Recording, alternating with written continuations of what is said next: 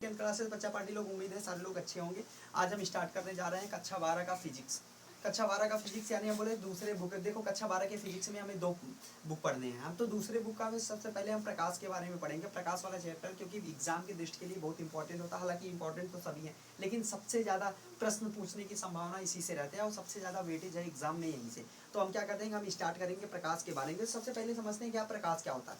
सब लोग जनरली जानते हैं, नाम सुनते हैं प्रकाश क्या। प्रकाश देखें, जो सूर्य से किरणें आती है उसे हम क्या कहते हैं, प्रकाश। प्रकाश एक प्रकार की क्या होती है, ऊर्जा। हमेशा याद रखना, प्रकाश एक प्रकार की ऊर्जा जो हमारी आंखों को क्या करती है, संवेदित करती है। प्रकाश एक प्रकार की ऊर्जा जो हमारी आंखों को क्या करती है, संवेदित करती है, जिसकी सहायता से हम किसी वस्तु को क्या करते हैं, देख पाते हैं। तो आओ इसको हम परिभाषित करेंगे और लिखेंगे। तो ये जानना बहुत जरूरी है। सबसे पहले प्रकाश, प्रकाश इंग्लिश में कहते हैं लाइट, LIGHT, लाइट। प्रकाश क्या है, प्रकाश एक प्रकार की क्या होती है, ऊर्जा। प्रकाश, प्रकाश एक प्रकार की ऊर्जा है,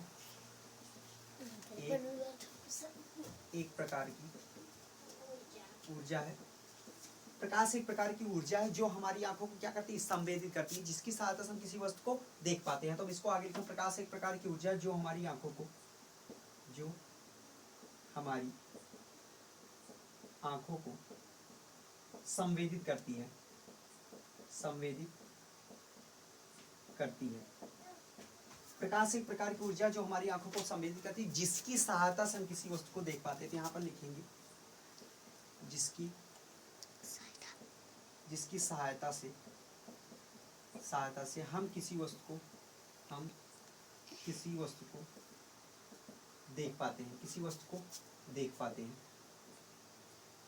को देख पाते हैं। प्रकाश के बारे में जनरली ये याद होना जरूरी है। प्रकाश एक प्रकार की ऊर्जा जो हमारे आंखों को क्या करती है, संवेदित करती है, जिसकी सहायता से किसी वस्तु को देख पाते हैं। तो प्रकाश के विभिन्न प्रकार के गुण हैं, उनको पढ़ेंगे। प्रकाश के गुणों की विवेचना करेंगे। ये नेक्स्ट डालेंगे हेडिंग क्या, प्रकाश के गुण। प्रकाश के गुण पढ़ेंगे, प्रकाश के गुण।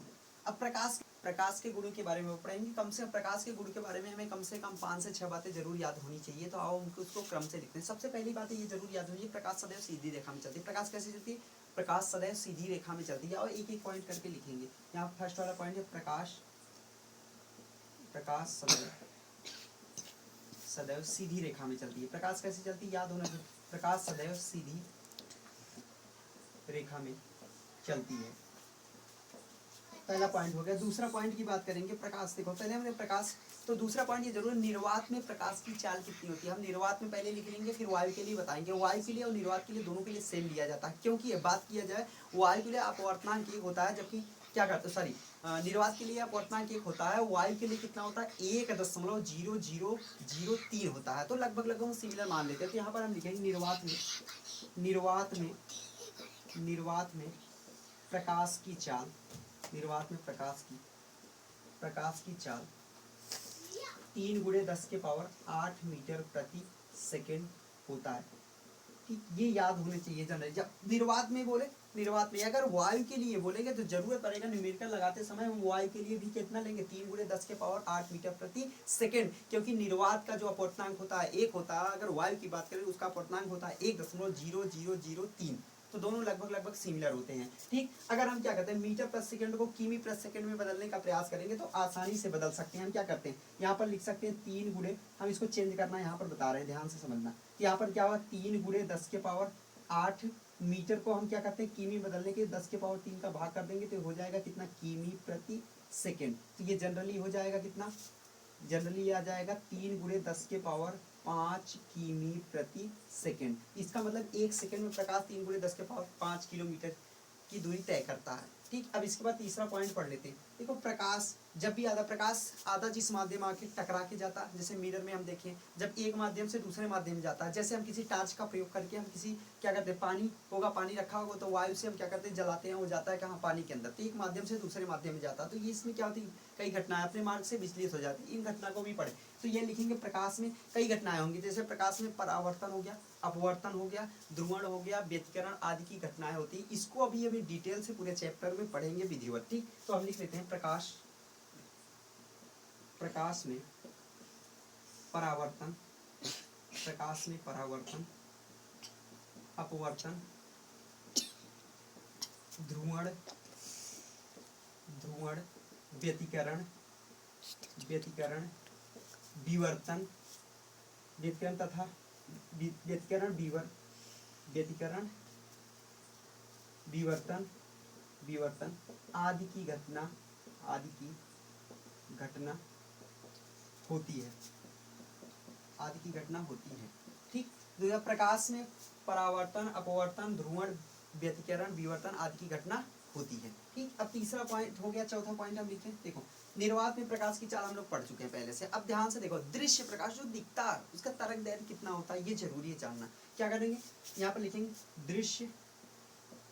दृश्य प्रकाश का तरंग दैर्घ्य, प्रकाश का तरंग दैर्घ्य 3900 एंगस्ट्रॉम से 7800 एंगस्ट्रॉम होता है। तो ये याद रखना, कहीं कहीं पर दे देगा क्या है 4000 एंगस्ट्रॉम से कितना 8000 एंगस्ट्रॉम तक होगा, तो उसमें कोई परेशान होने की कोई बात नहीं है। तो इनको हम एनएम में अगर चेंज करेंगे तो हम क्या लिख सकते हैं, नैनोमीटर में चेंज करेंगे तो ये हो जाएगा कितना 3900 की जगह हम क्या जनरल कहते हैं 400 एनएम से कितना 800 एनएम तक। एनएम का मतलब नैनोमीटर, एनएम का मतलब क्या है नैनोमीटर। इसको भी याद रखना बहुत जरूरी है। जहां पर क्या हो गया 3900 एंगस्ट्रॉम या 7800 एंगस्ट्रॉम दे दे, या तो 4000 से 8000 एंगस्ट्रॉम के बीच दे दे दृश्य प्रकाश, तो उतना हम लेते हैं। ठीक, इसके बाद क्या होता है, पांचों पॉइंट हम जरूर पढ़ेंगे। पांचों पॉइंट क्या होता है कि जब प्रकाश किरण एक माध्यम से दूसरे माध्यम में जाता है तो क्या होता है, अपने मार्ग से विचलित हो जाता है। विचलन ये भी प्रकाश का एक गुण है। तो प्रकाश जब एक माध्यम से दूसरे, अच्छा अलग अलग माध्यमों में प्रकाश की चाल क्या होती है, अलग अलग होती है। तो नेक्स्ट पॉइंट लिखेंगे, अलग अलग माध्यमों में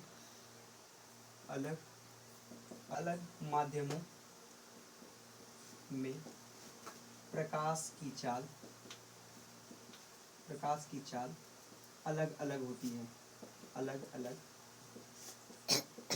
होती है, ठीक, पांचों पॉइंट क्या पढ़े, अलग अलग माध्यमों में प्रकाश की चाल क्या होती है, अलग अलग होती है। सबसे इंपॉर्टेंट पॉइंट ये होता है, कभी कभी एक नंबर का प्रश्न बोर्ड के एग्जाम में पूछा जाता है, जब प्रकाश किरण एक माध्यम से दूसरे माध्यम में जाता है तो उसका क्या ऐसा है जो परिवर्तित नहीं होता। तो हमेशा याद रखना, जब प्रकाश किरण एक माध्यम से दूसरे माध्यम में क्या करेगा, प्रवेश करेगा, तो उसकी आवृत्ति नहीं बदलती है। नेक्स्ट पॉइंट भी लिख लेंगे, जब प्रकाश एक माध्यम से दूसरे माध्यम में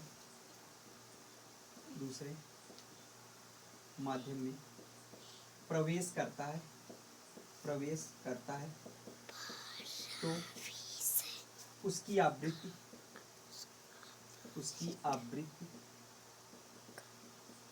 आवृत्ति नहीं बदलती है। ये बहुत इंपॉर्टेंट पॉइंट है, इसको हम IMP लगा दे रहे हैं, इंपॉर्टेंट है इसलिए। कभी कभी एक नंबर का प्रश्न यहाँ से पूछा जाता है, जब प्रकाश किरण एक माध्यम से दूसरे माध्यम में प्रवेश करता है तो क्या उसकी आवृत्ति नहीं बदलती। और एक प्रकाश का एक गुण ये भी लिखा जाता है, जब प्रकाश किरण एक माध्यम से दूसरे माध्यम में प्रवेश करती है तो अपने मार्ग से क्या होती है, विचलित हो जाती है। इस वाले पॉइंट को हम यहाँ पर डाल रहे हैं, मेंशन कर रहे हैं 7। क्या कहते हैं, जब प्रकाश एक माध्यम से दूसरे माध्यम में प्रवेश करता है तो अपने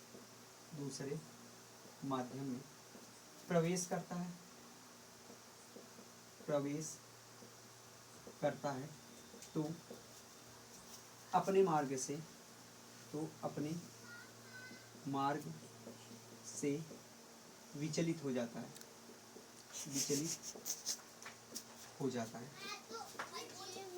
जाता है। अब प्रकाश की बात करेंगे, एक माध्यम से दूसरे माध्यम में प्रवेश करता अपने मार्ग से विचलित हो जाएगा। 7 पॉइंट लगभग सभी को याद होने चाहिए। ठीक, ये 7 पॉइंट बहुत इंपॉर्टेंट है। 7 अभी और सारे पॉइंट हो रहे हैं, लगभग इतना मान के चलते हैं सबको आई थिंक याद हो जाएगा। बंद।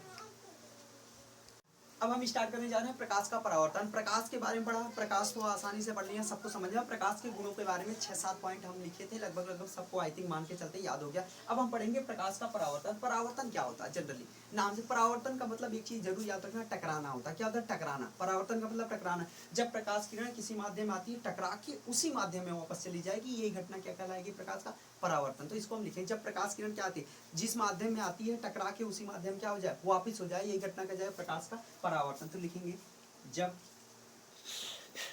प्रकाश किसी माध्यम में माध्यम में आती है तथा टकराकर उसी माध्यम में वापस लौट जाती है, उसी माध्यम में वापस लौट जाती है। प्रकाश की ये जो घटना होगी यही क्या कहलाएंगे, प्रकाश का परावर्तन। जब प्रकाश किसी माध्यम में आती है, तथा टकराकर उसी माध्यम में वापस लौट जाती है, इस प्रकाश की इस घटना को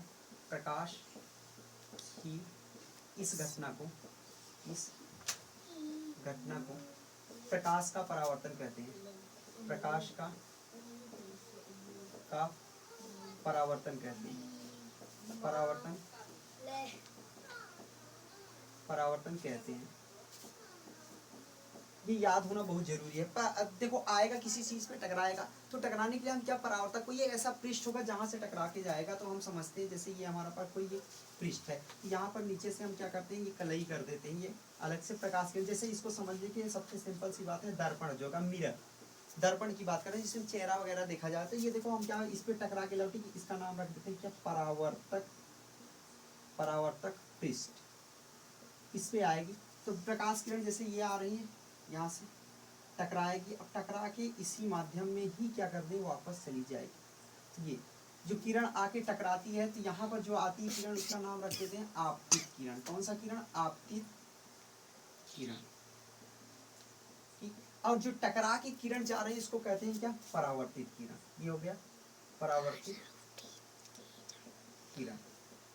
अब जिस बिंदु पर आके टकराती है, ध्यान देना थोड़ा सा, ये जिस बिंदु पर, इसको कहते हैं हम लोग आपतन बिंदु। इस बिंदु का नाम क्या रखते हैं हम लोग, आपतन बिंदु। हम इसको और ध्यान से दिखा रहे हैं, ये बिंदु क्या कहलाएगा, आपतन बिंदु।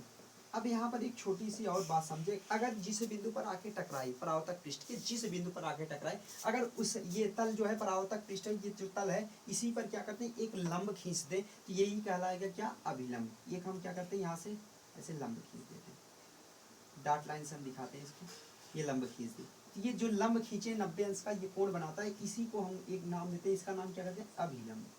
इसको कहते हैं अभिलंब।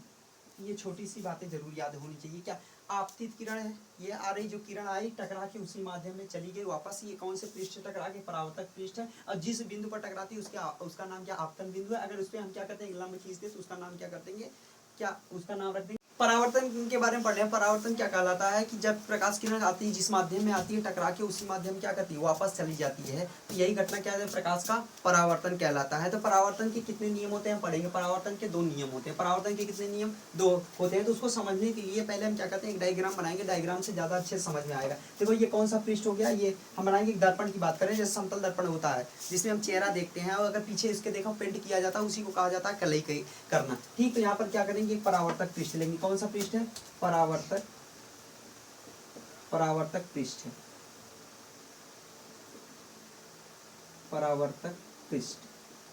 परावर्तक पृष्ठ का मतलब जहां से टकरा के वापस चली जाए। जैसे प्रकाश परावर्तक पृष्ठ, जब प्रकाश किरण यहाँ से आ रही है प्रकाश किरण, तो इसको कहेंगे हम लोग आपतित प्रकाश किरण। तो यहाँ से टकरा के चली जाएगी, जिस माध्यम में आई टकरा के उसी माध्यम में वापस चली गई, यही घटना क्या है, प्रकाश का परावर्तन कहलाता है। ठीक, आई ऐसे टकरा के चली गई। तो यहाँ पर एक चीज ध्यान से, अभी हमने बताया क्या, जो ये पॉइंट जिस वाले पॉइंट पे आती है उसको क्या कहते हैं, आपतन बिंदु। ये हमारा प्रकाश आई टकरा के गई, तो ये जो प्रकाश आती है इनका नाम क्या हमने रखा है अभी, आपतित किरण। इसका नाम क्या, आपतित किरण। अब इसका नाम क्या है, ये किरण है यहाँ से जा रही है, इसको कहेंगे क्या, परावर्तित किरण। अब इस बिंदु पर जो हम क्या करते हैं, एक लंब खींचते हैं, इसी का नाम हम रखते हैं क्या, अभिलंब। ये क्या है, अभिलंब। अब ध्यान से समझना, अब यहाँ पर हम परिभाषा देंगे, क्या करेंगे, ये पहला नियम क्या होता है, आपतित किरण, परावर्तित किरण तथा आपतन बिंदु पर अभिलंब सभी एक तल में होते हैं। एक छोटा सा परिभाषा, पहला 2 नियम है। पहला नियम क्या कहला, आपतित किरण, देखो आपतित किरण है, परावर्तित किरण, आपतित किरण, परावर्तित किरण, आपतन बिंदु पर अभिलंब क्या होता है, सभी एक तल पे होते हैं। इसको लिखेंगे हम लोग, पहला नियम में यहाँ पर लिखेंगे, आपतित किरण, आपतित किरण, परावर्तित किरण, परावर्तित किरण तथा आपतन बिंदु पर, आपतन बिंदु पर अभिलंब, अभिलंब सभी एक तल पे होते हैं, सभी एक तल पर होते हैं। ठीक, पहला यही है। पहला नियम क्या है? आपतित किरण, परावर्तित किरण तथा आपतन बिंदु पर अभिलंब सभी एक तल पे होते हैं। पहला नियम हो गया। अब दूसरे की बात करेंगे। दूसरा बड़ा आसान है, ध्यान से यही समझना। देखो, अभिलंब के साथ ये आपतित किरण है, कुछ ना कुछ कोण बना रही। अब देखो, कोण बना रही, कुछ ना कुछ एंगल बना रहा है, तो आपतित किरण के कारण कोण बन रहा है, तो इसके कारण यहाँ पर होगा कौन सा कोण? आपतन कोण। इसका नामकरण करेंगे आपतन कोण। इसको हम डिनोट करते हैं किससे? आई से, स्मॉल आई से। ठीक, अच्छा, यहाँ पर देखो परावर्तित किरण है। अब इसके कारण अभिलंब के साथ एक कोण बना रहा है, इस कोण का नाम हम क्या दे देंगे? परावर्त। क्या होगा? आपतन कोण या परावर्तन कोण हो जाएगी। कौन सा कोण? परावर्तन, परावर्तन कोण। इसको क्या करते हैं? स्मॉल आर से प्रदर्शित करते हैं। तो ये दूसरा नियम क्या? आपतन कोण सदैव परावर्तन कोण के बराबर होता है। याद होना चाहिए। दूसरा नियम क्या? आपतन कोण सदैव परावर्तन कोण के बराबर होता है। तो दूसरा लिखेंगे आपतन कोण, आपतन कोण सदैव परावर्तन, परावर्तन कोण के बराबर होता है, बराबर होता है। ये याद होना है। दूसरा नियम क्या होता है? आपतन कोण सदैव परावर्तन कोण के बराबर होगा। तो हम नीचे से लिख के दिखा देंगे कि आपतन कोण क्या है? आपतन कोण बराबर कितना? कोण आई। परावर्तन कोण, परावर्तन कोण बराबर कोण आर। तो क्या होगा? आपतन कोण, आपतन कोण बराबर होगा किसके? परावर्तन कोण के, परावर्तन कोण। तो यहाँ पर और लिखेंगे कि कोण आई बराबर कितना होगा? कोण आर। यही हमारा दूसरा नियम है। तो पहला नियम क्या था? आपतित किरण, परावर्तित किरण, आपतन बिंदु पर अभिलंब क्या होता है? सभी एक तल पे होते हैं। दूसरा क्या था? आपतन कोण सदैव परावर्तन कोण के बराबर होगा। कोण आई बराबर कोण आर। आज के लिए बस इतना, नेक्स्ट में मिलेंगे हम।